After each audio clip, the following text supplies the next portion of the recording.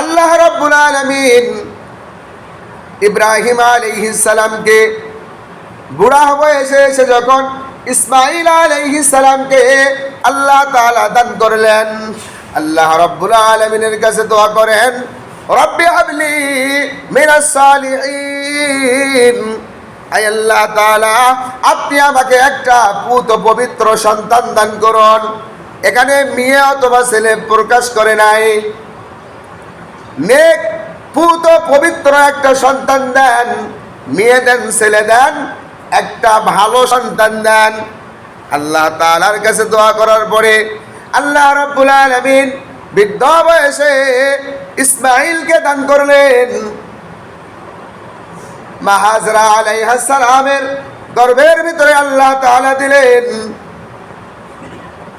হযরত ইব্রাহিম আলাইহিস সালামের স্ত্রী সারা, তারও অনুমতি ছিল, সেও সাথে থেকে নিজে পছন্দ কইরা এই ইসমাঈল আলাইহিস সালামের মা কে বিবাহ করে নিয়ে আসছেন, মা হাজরাকে। কিন্তু মনের ভিতরে তো সবার একটা হিংসা মনোভাব আছে। যখন দেখলো আমার সন্তান নাই, হাজরার গর্ভের ভিতরে সন্তান এসে গেছে, তখন নিজের ভিতরে একটু সমস্যা শুরু হয়ে গেছে যে আমি সন্তান দিতে পারলাম না, হাজরার পেটে সন্তান। যাই হোক, সন্তানটা পেটে আসলো। এরপরে যখন সন্তান ভূমিষ্ঠ হয়ে গেল, হয়ে যাওয়ার পরে এই শিশু সন্তান যখন দুনিয়ার ভিতরে আসলেন, মা সারা আর সহ্য করতে পারল না। ইব্রাহিম আলাইহিস সালামকে বললেন, হে আল্লাহর খলিল, আপনি এই হাজরা আর ইসমাঈলকে এমন একটা জায়গায় রেখে আসেন যেখানে কোনো মানুষ নাই, জন নাই, কোনো খাবার নাই, কোনো বসতি নাই, এমন একটা মরু প্রান্তে রেখে আসেন। হযরত ইব্রাহিম আলাইহিস সালাম চিন্তার ভিতরে পড়ে গেলেন, যাহাই হাই, যে স্ত্রী আমার নিজে সঙ্গে থেকে নিজে পছন্দ কইরা আমাকে বিবাহ করাইল, আজকে সন্তান হওয়ার কারণে সে আবার তাকে দূরে ঠেলে দিচ্ছে। তাকে কিভাবে বোঝানো যায়, কিভাবে তাকে থামানো যায়, একটা গভীর চিন্তার ভিতরে পড়ে গেছেন। আল্লাহ রাব্বুল আলামিন ওহী নাজিল করলেন, হে আমার খলিল, জিবরাইলকে পাঠিয়ে দিলেন। জিবরাইল, যাও আমার খলিলকে গিয়ে বলো সারা যা বলেছেন আপনি তাই করেন, আপনি ওইটাই করেন। হাজরা আর ইসমাঈলকে দূরে ওই মক্কার জমিনের ভিতরে রেখে আসেন। সিরিয়া থেকে কয়েকদিন পথ সেখানে যাইতে হবে। আল্লাহ তাআলার আসলে হুকুমটা কার? আল্লাহ তাআলার হুকুম সারার জবান দিয়ে আল্লাহ তাআলা বাইর করে নিয়েছেন। এইবার ইব্রাহিম আলাইহিস সালাম আর টেনশন করলেন না, যেহেতু আল্লাহ তাআলার আদেশ তাদেরকে রেখে আসতে হবে। যতই মোহাব্বত হোক, আজকে কতদিন পর বৃদ্ধ বয়সে একটা সন্তান পাইলাম, এই সন্তানকেও বনবাস দিতে হচ্ছে, নিজের থেকে সরে রাখতে হচ্ছে, মনের ভিতরে কষ্ট। এরপরেও হুকুম কার? হুকুম আল্লাহ। একটাই কথা, হুকুম কার? আল্লাহ। যতই কষ্ট হোক, আল্লাহর হুকুম আগে, নিজের ইচ্ছে পরে। তো আল্লাহর নবী ইব্রাহিম আলাইহিস সালাম এইবার মা হাজরা এবং ইসমাঈল আলাইহিস সালামকে নিয়ে দূরের পথ মক্কার জমিনে ফারান নামক ময়দানের ভিতরে কয়েকদিন সওয়ার হয়ে সেখানে আসলেন। কিতাবের ভিতরে লিখছেন কিছু শুকনা খাবার আর কিছু পানি এই সঙ্গে নিয়ে এসেছিলেন। তেনাদেরকে এখানে পৌঁছে দিয়ে এবার জিবরাইল আলাইহিস সালাম বললেন, এ আল্লাহর খলিল, আপনি আপনার স্ত্রী এবং সন্তানকে এই মরুর প্রান্তে রেখে যান, নেমে দেন। এবার ইব্রাহিম আলাইহিস সালাম, মা হাজরা আলাইহিস সালাম এবং ইসমাঈল আলাইহিস সালামকে এই মরুর প্রান্তে মক্কার জমিনের ভিতরে, যেখানে কোনো মানুষ নাই, জন নাই, কোনো খাবার নাই, পানির ব্যবস্থা নাই, কোনো গাছ গাছালি নাই, মরু প্রান্তর, এই মরুর ভিতরে শুধু বালু রেশি আর মানুষের কোনো আনাগোনা নেই। এইখানে রেখে যখন ইব্রাহিম আলাইহিস সালাম তাদেরকে রেখে চলে যাইতেছিলেন, মা হাজরা আলাইহিস সালাম তাকায় দেখেন যে আল্লাহর নবী ইব্রাহিম আলাইহিস সালাম আমাদেরকে রেখে চলে যাইতেছেন। মা হাজরা আলাইহিস সালাম ডাক দিয়ে বললেন, আল্লাহর খলিল, আপনি আমাদেরকে এই মরুর প্রান্তে রেখে কোথায় চলে যান, যেখানে মানুষ নাই, জন নাই, খাবার নাই, পানির ব্যবস্থা নাই, গাছ গোছালি নাই, থাকার মতো, বাস করার মতো কোনো ঘর নাই, বাড়ি নাই, আপনি এখানে রেখে কোথায় চলে যান?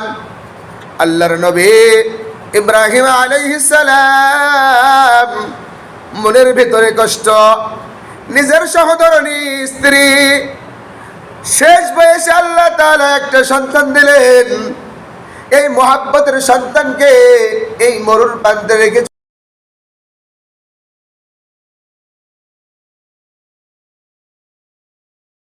চলে রওনা দিলেন। কিন্তু মা হাজরা বারবার ডাকতে বলতেছেন, আল্লাহর খলিল, আপনি আমাদেরকে রেখে কোথায় চলে যান, একটু বলে যান। আল্লাহর নবী ইব্রাহিম আলাইহিস সালাম পিছনের দিকে আর তাকাই না, যদি পিছনের দিকে তাকাই বড় মায়ায় পড়ে যাবে, ভালোবাসার বন্ধনে আবদ্ধ হয়ে যাবে, এই জন্য পিছনের দিকে আর তাকাই না।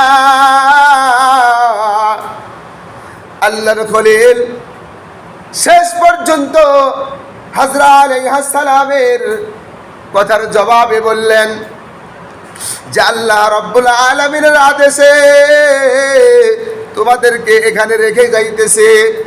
হাজরা আলাইহিস সালাম ওই সময় বুঝতে পারলেন যে আল্লাহ তাআলার আদেশে যেহেতু আমাদেরকে এখানে রেখে যাচ্ছেন, কোনো চিন্তা নাই, টেনশন নাই, অবশ্যই অবশ্যই আল্লাহ তাআলা আমাদেরকে হেফাজত করবেন। সুবহানাল্লাহ। হযরতে ইব্রাহিম আলাইহিস সালাম এই কথা বলে দূরে চলে গেলেন। যাওয়ার পরে, অনেক দূর যাওয়ার পরে বলে পিছনের দিকে তাকাইয়ে দেখে আর সারাকে দেখা যায় না, হাজরা আলাইহিস সালামকে দেখা যায় না, ইসমাঈলকে দেখা যায় না। এত দূর পর্যন্ত যাওয়ার পরে পিছনের দিকে তাকাইছে। ওখানে গিয়ে আল্লাহ রাব্বুল আলামিনের কাছে কাবার দিকে হাত উঠায়া আল্লাহ তাআলার কাছে এই ইসমাঈল আর হাজরা আলাইহিস সালামের জন্য আল্লাহ তাআলার কাছে দোয়া করেছেন, রব্বানা ইন্নী আসকানতু মিন যুররিয়্যাতি বিওয়াদিন গায়রি যী যারইন ইনদা বাইতিকাল মুহাররাম। আল্লাহ তাআলার কাছে দোয়া করলেন, আল্লাহ, আমি আমার শিশু সন্তান ইসমাঈলকে এখানে রেখে গেলাম, আমার স্ত্রী হাজরাকে রেখে গেলাম, আল্লাহ আপনি তাদের দেখাশোনা করেন, আপনি তাদের বসতির ব্যবস্থা করেন, আপনি তাদের রিজিকের ব্যবস্থা করেন। আল্লাহ আপনার ইবাদত বন্দেগী করবে, আল্লাহ আপনার শুকরিয়া আদায় করবে, এই ব্যবস্থা আপনি করে দিয়েন। সুবহানাল্লাহ। এই দোয়া করে তিনি চলে গেলেন।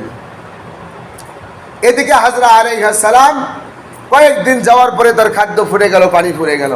মা যখন খাদ্য পায় না তখন মায়ের বুকে দুধ থাকে, মায়ের বুকের দুধ শুকে গেল, সন্তান আর দুধ পায় না, নিজের খাবার পায় না, দুজনের এই কষ্ট শুরু হয়ে গেল। আল্লাহ তাআলা সেখানে সাফা আর মারওয়া দুইটা পাহাড় ছিল, বলে এই দুই পাহাড়ের দিকে, সাফা পাহাড়ের দিকে তাকায় দেখতেছেন ঝিলমিল ঝিলমিল করে পানির মতো, বলে মনে হয় পাহাড় থেকে ঝর্ণার পানি পড়তেছে। মা হাজরা আলাইহিস সালাম ওই দিকে দৌড় দিলেন, গিয়ে দেখে যে না, এখানে পানি নাই, বালু রাশি, রোদের কিরণ পড়ে এখানে ঝিকমিক করতেছে। এরপরে মন খারাপ করে আবার সন্তানের দিকে গেলেন, যাওয়ার পরে আবার সন্তানের কাছে গিয়ে দেখলেন যে সন্তান ঠিক আসেনি, না অন্য হিংস্র প্রাণী আমার সন্তানকে নিয়ে গেল। এরপরে আবার তাকায় দেখে মারওয়া পাহাড়ের দিকে ঝিলমিল ঝিলমিল করে ঝর্ণার মতো মনে হয় পানি পড়তেছে। আবার দৌড় দিলেন সেই দিকে, গিয়ে দেখে না, এখানেও পানির ব্যবস্থা নাই, রোদের কিরণ পড়ে সেখানে ঝিকমিক করতেছে। বলে এইভাবে 7 বার এখানে দৌড়াদৌড়ি করেছেন। আর হাজী সাহেবের উপরে আল্লাহ তাআলা এটাও এখানে দৌড়াদৌড়ি করা আল্লাহ তাআলা তাদেরকে ওয়াজিব করে দিয়েছেন। সুবহানাল্লাহ। এইভাবে 7 বার দৌড়ানোর পরে এখানে এসে দেখে আল্লাহ তাআলা তার জন্য ব্যবস্থা করেছেন। আল্লাহ তাআলা জিবরাইল আমিনকে পাঠিয়ে দিয়েছেন, যাও আমার হাজরা এবং ইসমাইলের জন্য সেখানে পানির ব্যবস্থা করে দাও। কিতাবের ভিতরে 2টা বর্ণনা আছে। একটা হলো যে এক জায়গায় লিখছে যে জিবরাইল আলাইহিস সালাম নিজের পায়ের গোড়ালি দিয়ে আঘাত করে জমিনে এই কূপটা বাইর করছে। আবার এক জায়গায় আছে যে ইসমাইল আলাইহিস সালামের যে কাঁদতেছে ক্ষুধার জ্বালায়, ওই পা যে নাড়াচাড়া করতেছে, এই পায়ের গোড়ালি দিয়ে সেখানে আঘাত করার কারণে এই জমজম কূপটা আল্লাহ তাআলা এখানে নির্মাণ করেছে, সৃষ্টি করেছে। সুবহানাল্লাহ।